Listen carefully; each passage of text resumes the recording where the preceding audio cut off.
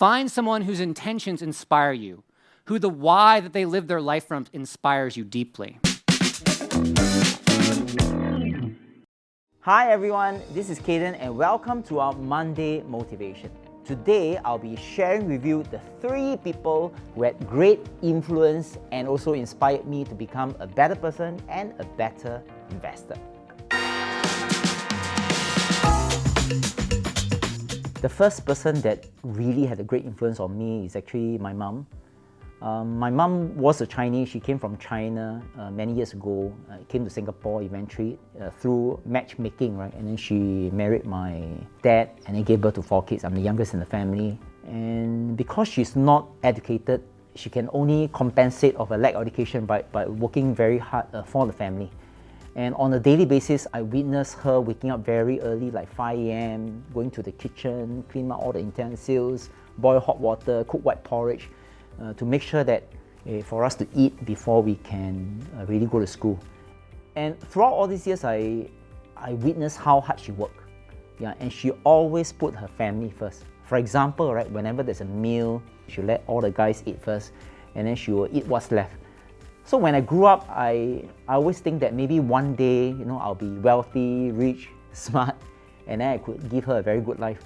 Unfortunately, she didn't live long enough to see that day arrive because when I was 4th year in National University of Singapore, she was struck with a terminal stage lung cancer, and then eventually she passed away. The biggest lesson that I could learn from my mom is really pure perseverance and hard work. I think that is how it shaped me to who I am today. I meet amazing women every day who inspire me with their courage and their tenacity and their strength. Why can't we follow their example now? The second person who has inspired me is actually Warren Buffett. I think most of you will know Warren Buffett is one of the richest men in the world with a net worth of about $100 billion US. And the reason why he's an inspiration is actually quite simple, right? I long to be like him. To such an extent that I bought his company shares, which is Berkshire Hathaway, and then in 2013 I flew over from Singapore all the way to Nebraska to attend his annual general meeting, and I desired to meet him so much, right? I stood outside his house, really. Yeah, that's right. Now, can you look at the house behind me? Okay, just let the camera focus on the house a bit. That's right, this is where the greatest investor of all times, Mr. Warren Buffett stays.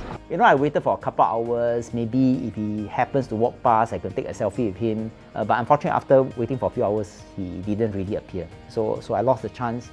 But perhaps during the annual general meeting.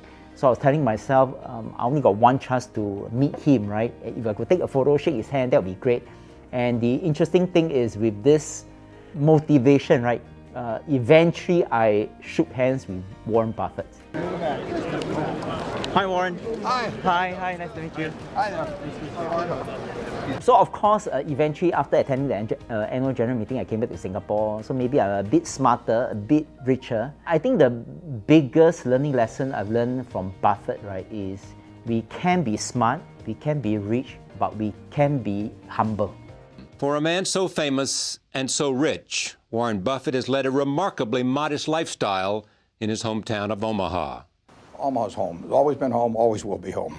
A lot of friends are here, but I feel good here. I mean, my kids are going to my grandchildren are now going to the same public high school that my kids went to, my wife went to, my dad went to. I mean, with almost 100 years. And there's a lot of continuity here. It's a great life. You feel like you're part of a community. I live in a house I bought in 1958. That's 46 years. I'm happy there. The third person that influenced me most is Sir John Templeton. What really inspired me about Sir John Templeton, right, is his special skill, right, to be able to buy companies when the market is really right at the rock bottom. That means at the deep bottom of pessimism. And his ability, right, to sell a stock when the stock market is at optimism. My uncle always had a desk plate in his office that simply read, "Trouble is opportunity." And we have had those replicated and have them in my office as well.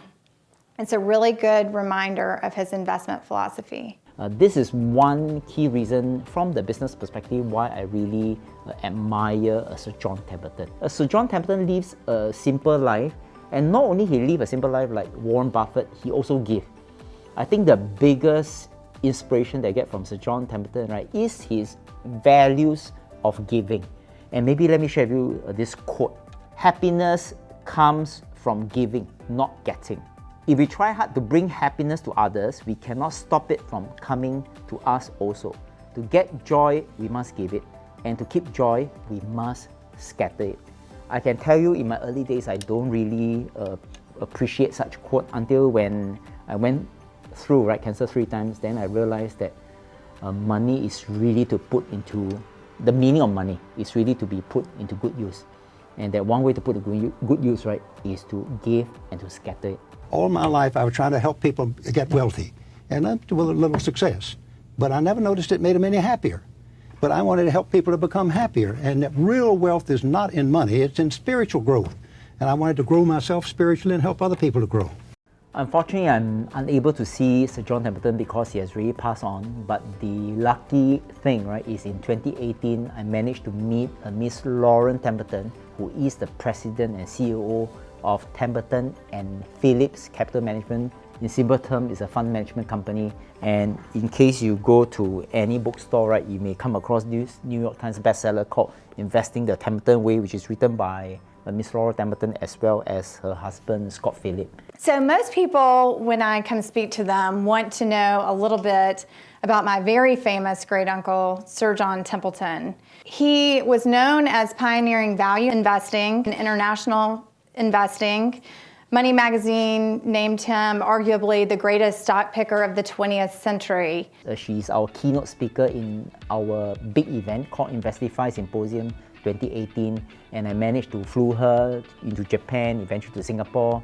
And of course, she spent quite a couple of days in Singapore, so I know or really appreciate 2 sides of her. One is the professional fund management or investing side of her, and of course she followed the Templeton way of investing, which is to buy on pessimism and sell on optimism.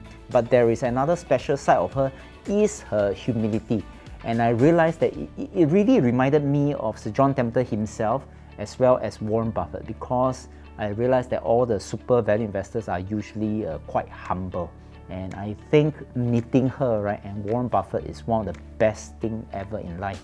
I hope you all invest. Let your money work for you. That way you can be in control of your finances and your dreams and your destiny. We've come to the end of this episode. See you again next week. And please don't forget to subscribe and hit the bell button. Ding! Stay safe, everyone. See you soon.